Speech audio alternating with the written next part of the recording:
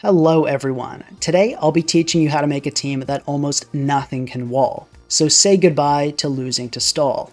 For examples in this video, I'll be referring to the most popular singles format, the Scarlet and Violet OU tier, but the concepts will apply to all singles formats. When building any team archetype that isn't stall, the first thing you want to do is create what I call a breaking core. And what I mean by this is a group of Pokemon that, given reasonable time and support, can break any team. You can also think of these as Pokemon that force progress. A simple example of a breaking core is Choice Band Terra Dark Hoopa Unbound plus Chilly Reception Future Sight Galarian Slowking. The idea of this core is pretty simple. Hoopa Unbound is an incredibly powerful breaker, but it struggles to enter the field. By using Future Sight and other attacks like Sludge Bomb and Ice Beam, Galarian Slowking can safely pave the way for Hoopa to enter. It will then use Chilly Reception, bring in Hoopa Unbound on a good target, and Hoopa will start clicking Hyperspace Fury. What can switch in to Future Sight from Galarian Slowking plus a Choice Band Hoopa? The answer is literally nothing. If you bring this core against a stall team, you're almost certainly going to win. For those that aren't too familiar with stall, it's the bulkiest team archetype and is made up of 6 defensive Pokemon. Here are some common stall builds to give you an idea of what these teams look like in the current OU metagame. Now, back to our breaking core. Having Galarian Slowking and Hoopa ensures that the game progresses, and progresses in your favor. Pokemon will be dying. Now, of course, this isn't all you need to win a game. If you just use Galarian Slowking and Hoopa as a 2-Pokemon team against stall, you're going to lose. But the support it needs is quite minimal. Wish Alomomola ensures that Hoopa stays healthy. Great Tusk provides removal and can make Hoopa's job easier with Stealth Rock. And of course, all Pokemon on the team provide defensive utility to some extent.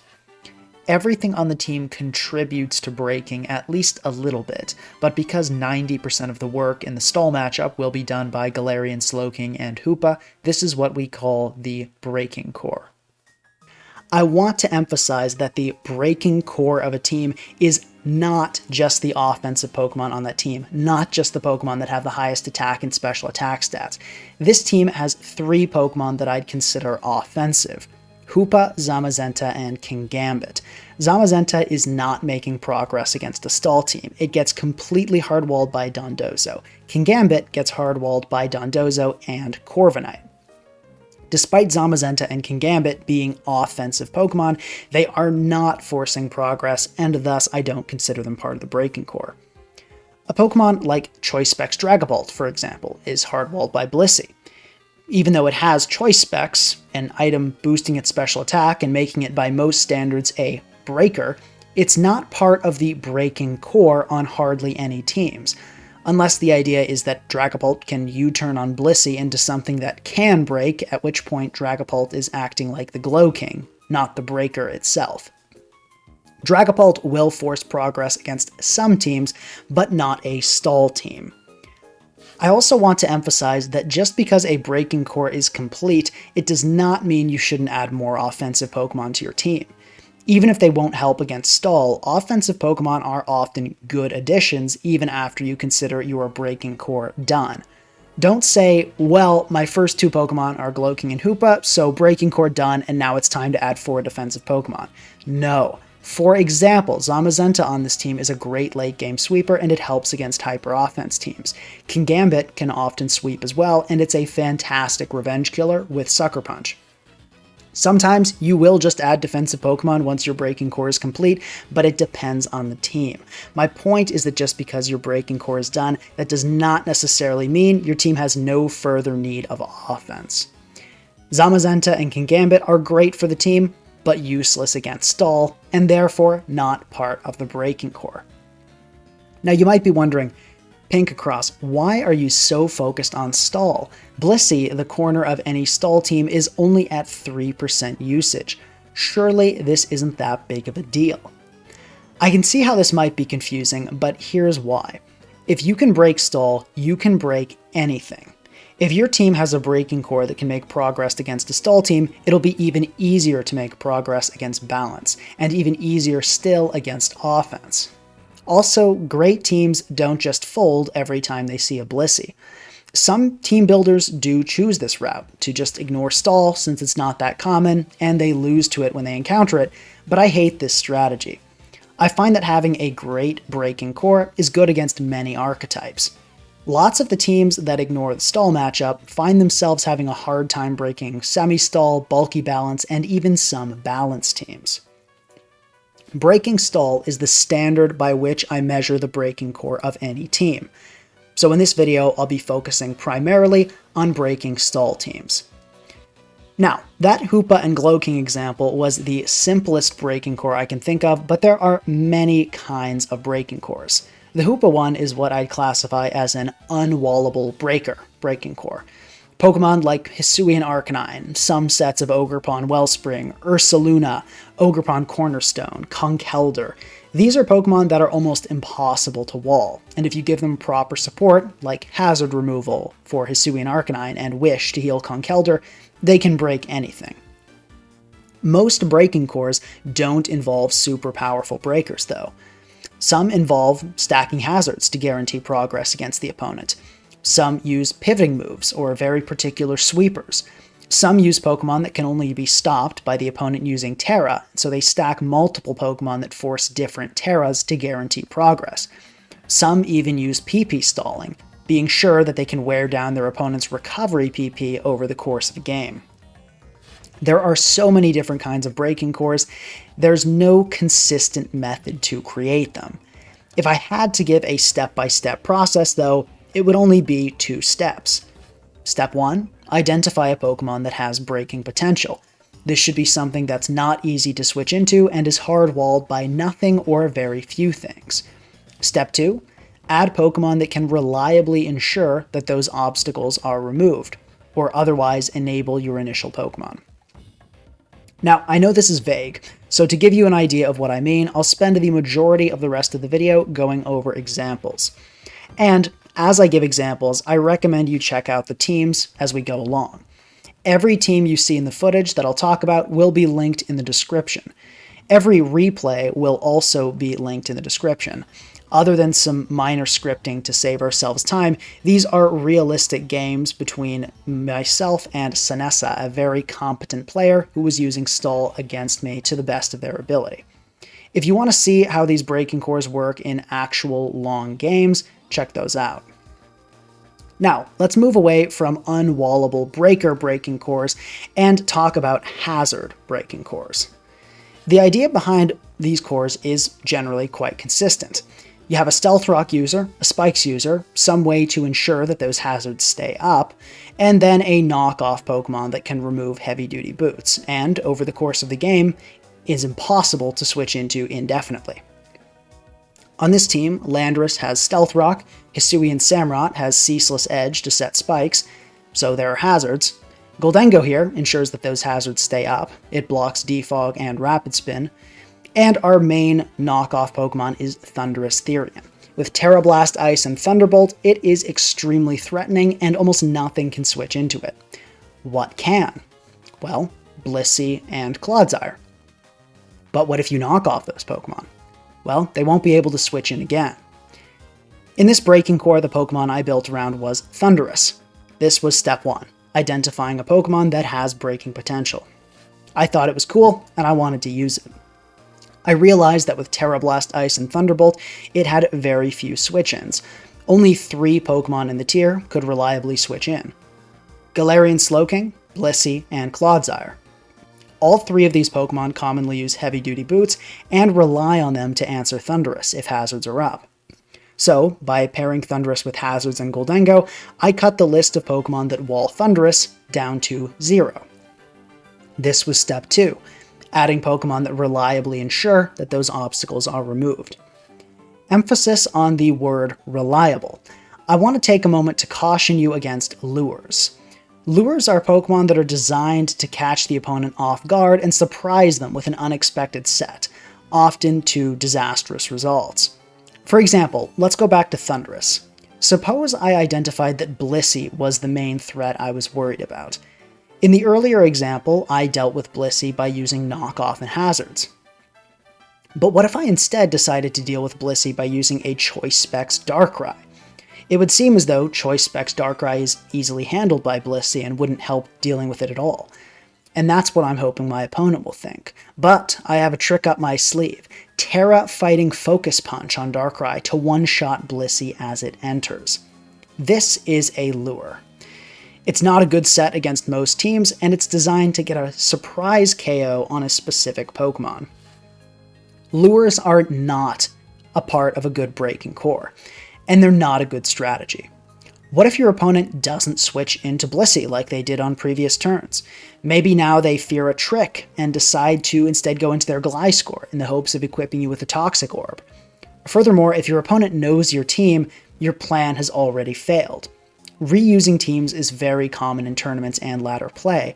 Nobody has time to build thousands of great teams, play them once, and throw them out. So, I repeat, reliability is a key part of breaking cores. Hazards plus knockoff Thundurus will always get past Blissey. Focus Punch Darkrai will almost never get past Blissey, especially if your opponent knows what's up. When constructing a breaking core, if you try to eliminate the obstacles of your main breaker by using lures, you don't have a breaking core. You have a gimmicky, bad group of Pokemon. Now let's take a look at a different type of breaking core, this one called a Terra Forcing breaking core. This is a fun little hazard stack team. But wait, you might say, isn't this a Terra Forcing breaking core? Yes, while this is a hazard stack team, the hazards are not part of the breaking core here. First of all, this team has no way to prevent defog, and Tinglu is an extremely easy Pokemon to defog on. Now, it should be noted you don't necessarily need a Goldengo. You can prevent defog through other methods, like having Taunt on Landorus or other offensive hazard setters that are difficult to remove on, but Tinglu certainly doesn't fit into that category. It's very easy to Rapid Spin and defog on. On top of that, Iron Valiant is not a great knockoff user when it comes to breaking. The best knockoff users on Hazard Stack beat the common knockoff absorbers, Gliscor, Clefable, and Corviknight. This Iron Valiant set doesn't do too well against any of those Pokemon. So what is the breaking core then if we're not counting on hazards? It's Latios and Kingambit. This Latios set is an extremely strong breaker. With Modest Nature and Soldew, you're doing crazy damage with Draco Meteor, even to resists, and Psychic Noise blocks the opponent from healing, meaning you beat Blissey and Clodsire. Nothing at all can wall this Latios long term, unless it uses Terra. Terra Dark Blissey is extremely common, and it totally shuts down Latios, as does Terra Steel or Dark Clodsire. But once one of these Pokemon Terras, all of a sudden Kingambit can win. Jolly max speed will outspeed most Corviknight, and those it doesn't outspeed won't be bulky enough to take on repeated Terra Dark Black Glasses Kowtow Cleaves. Dondozo can't turn into a fighting type either. Terra has already been used. You can simply sack a couple Pokemon to gain Supreme Overlord boosts, probably Latios, which is useless after a Blissey or Clodsire Terras, and Iron Valiant, which was likely useless since the game started, and you're good to go. Stall needs Terra to beat Latios, and it needs Terra to beat Kingambit. Most importantly, it needs different Terras to beat these Pokemon, so if you bring them both, you'll have an extremely strong matchup. Another fun example of Terra Forcing is this Aurora Veil team. The two Pokemon in this case that are part of the breaking core are Goldengo and Ogerpon. Ogerpon is Substitute, Swords Dance, Hornleech, and Ivy Cudgel.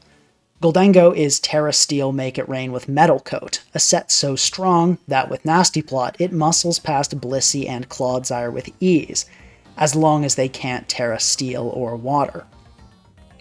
Both of these sets are extremely threatening to stall. With Aurora Veil support and Substitute, Ogerpon Wellspring can get past Amoonguss, Toxapex, Sinistcha, and Vileplume, all of Stall's best answers to Wellspring. To beat it, you really need to Terra Grass an Unaware Pokemon, or perhaps an Iron Defense Corviknight. But once you do, that means you can no longer Terra Steel a Blissey or Clodsire, thus allowing Gholdengo to win the game. Conversely, Gholdengo can start setting up with Nasty Plot, use Terra Steel Make It Rain, and force the opponent to Terra Steel a Blissey or Clodsire. Once they've Terra'd, now there's likely no way the opponent can possibly deal with an Ogerpon Wellspring. Terra Forcing is a particularly popular kind of breaking core on hyper-offense teams like this Veil, because other than perhaps some unwallable breakers, it's one of the fastest ways to win a game. The speed at which a breaking core breaks is very important to consider. Some of the breaking cores you've seen today can break very fast, like the Choice Band Hoopa or the Wellspring plus Gholdengo.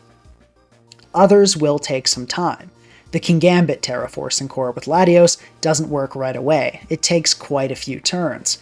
The Thunderous Hazard stack is in the medium range. It doesn't break particularly quickly since you need to set up hazards and use knockoff a few times, but it's certainly not slow either. So why does it matter how fast the breaking core breaks, as long as it gets there in the end, right? Well, not exactly. If your team doesn't last long enough to give the breaking core time to break, then it won't work. Think back to the Thunderous team. What if we replaced Thunderous with a Calm Mind, soft-boiled, knockoff Moonblast Clefable? This doesn't have nearly the same immediate power as Thunderous. With proper hazard support though, and a lot of time, this Clefable set can break a stall team. Even Haze Toxapex will eventually be worn down by entering on full hazards once Clefable knocks off its leftovers or heavy-duty boots. Over 50 or so turns, eventually Toxapex will run out of recover. It will take too much chip from boosted Moonblast and knockoff plus hazards. But do you have 50 turns? Look at this team again. Nothing except Clefable would have recovery. Even if Toxapex just clicks Surf every time Clefable is forced out, that will slowly rack up damage. And Clefable doesn't have infinite soft-boils. How many Earthquakes or knockoff from a Gliscor can your team really take? Clefable simply doesn't break fast enough. Thunderous, however, does and is much better suited to this team. A bulkier hazard stack might prefer Clefable as part of its breaking core. Make sure that your team can support your breaking core. That's the idea here. If your team can last for long games, then you can use either a slow breaking core or a fast breaking core. But if your team can't survive long term, make sure your breaking core gets the job done fast. This next example is the slowest breaking core we'll feature in this video, and it uses Hydrapple. The first member of the breaking core is the Hydrapple, Life Orb Regenerator with Nasty Plot, Leaf Storm, Fickle Beam, and Earth Power, and Terra Poison to avoid Toxic against stall teams. The second member is Slowking, which, alongside Hydrapple, creates a double Regenerator core that ensures longevity against stall teams. This Hydrapple is EV'd to be very fast and outspeed Blissey. Depending on the Blissey set, if it enters on a Nasty Plot, and you get lucky going all out with Fickle Beam to double the power, you can kill the Blissey next turn with a Leaf Storm. This probably won't happen right away though, it's only a 30% chance. However, you can fish over and over and over again.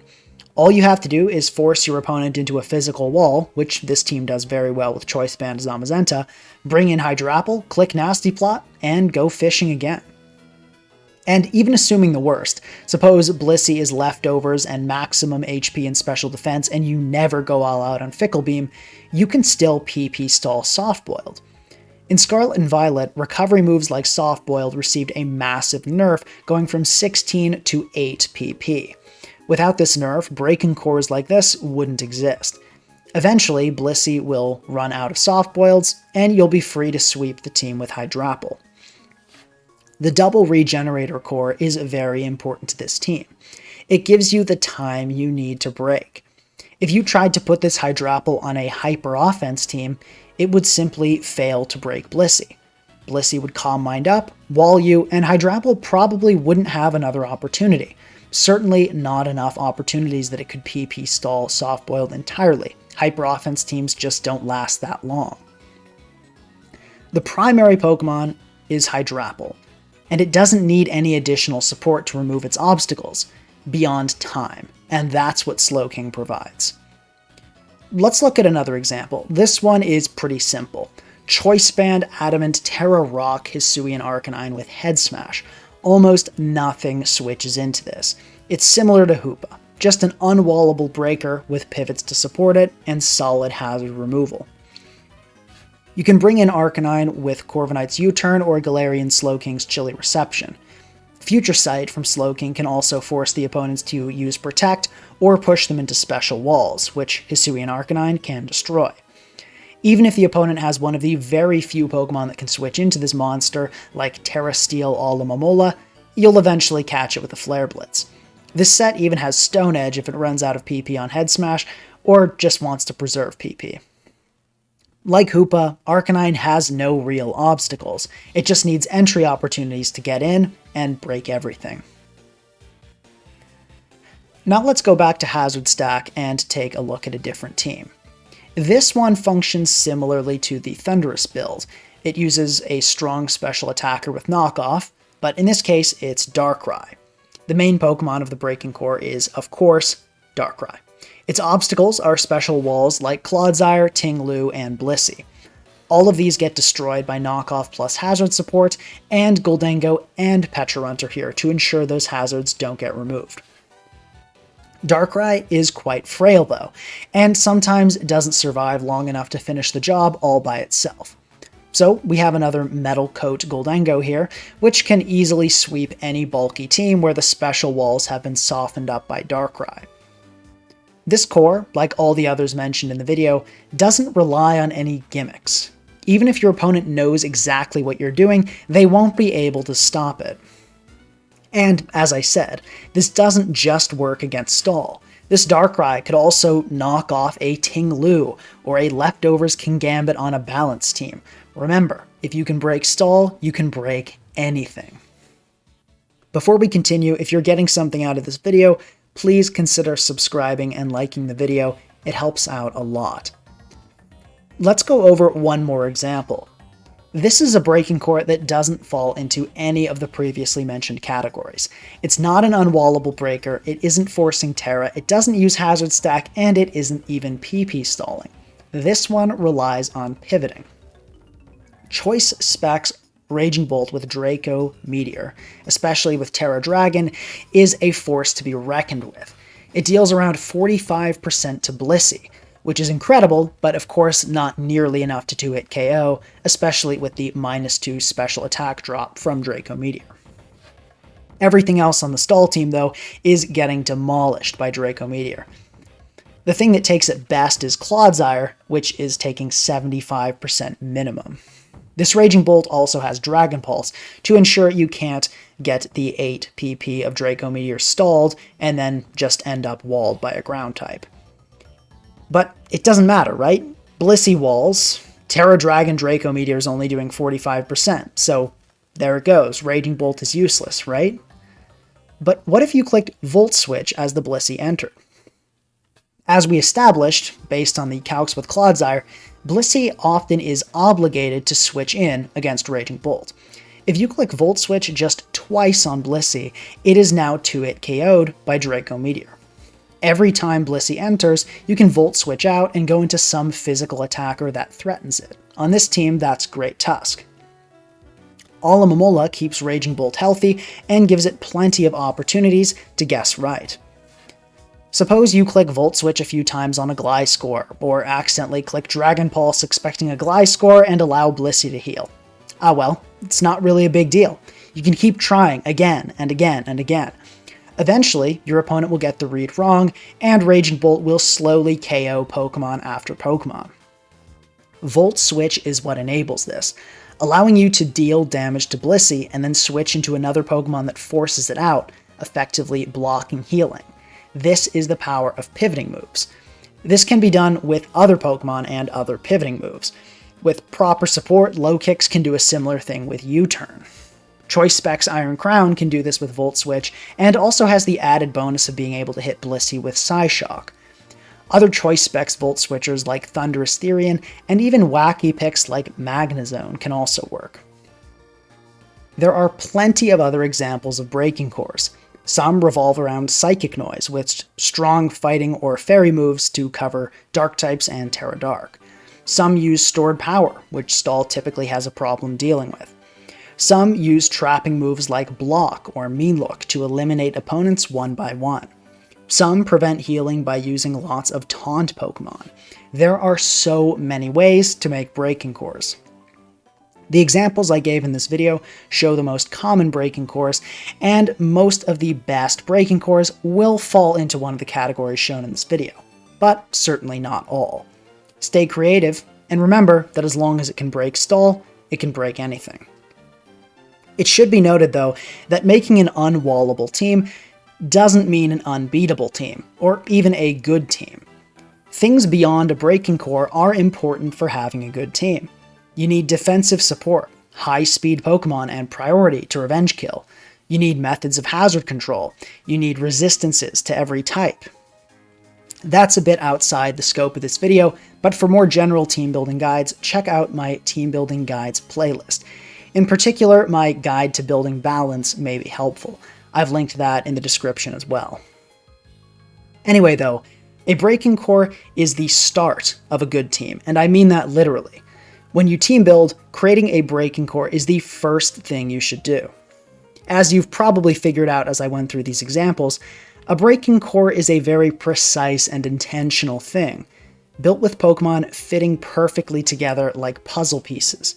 It's not the kind of thing you throw on at the end of the team. If you try to add defensive Pokemon and support before you have a Breaking Core, you're making things a lot harder for yourself.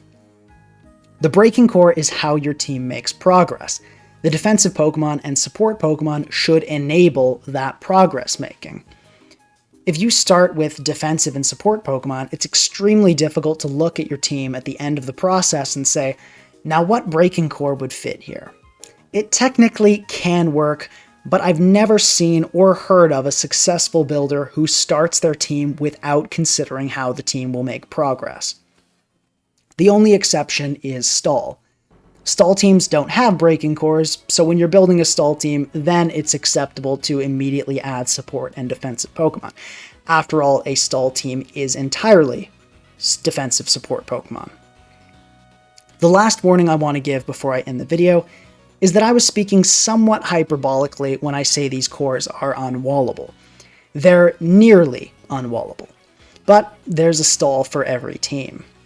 Even the Choice Band Hoopa team, for example, is going to lose if you face a Stall with, say, physically defensive Leftovers Protect Pressure Kingambit and a Terra Fairy Alomomola. The Thundurus team isn't going to break anything if it faces a Stall with Sticky Hold Heavy Duty Boots Gastrodon. But the teams in this video will have a good matchup against Stall at least 90% of the time, if not more. Well, that's all there is to know about Breaking Cores. Let me know in the comments section which of these are your favorite, or if there's another Breaking Core or breaking method you're particularly fond of. Please leave any questions in the comments as well, as I always try to respond to every comment. Now, go make some unstoppable teams. I hope you guys enjoyed the video, and I'll see you next time.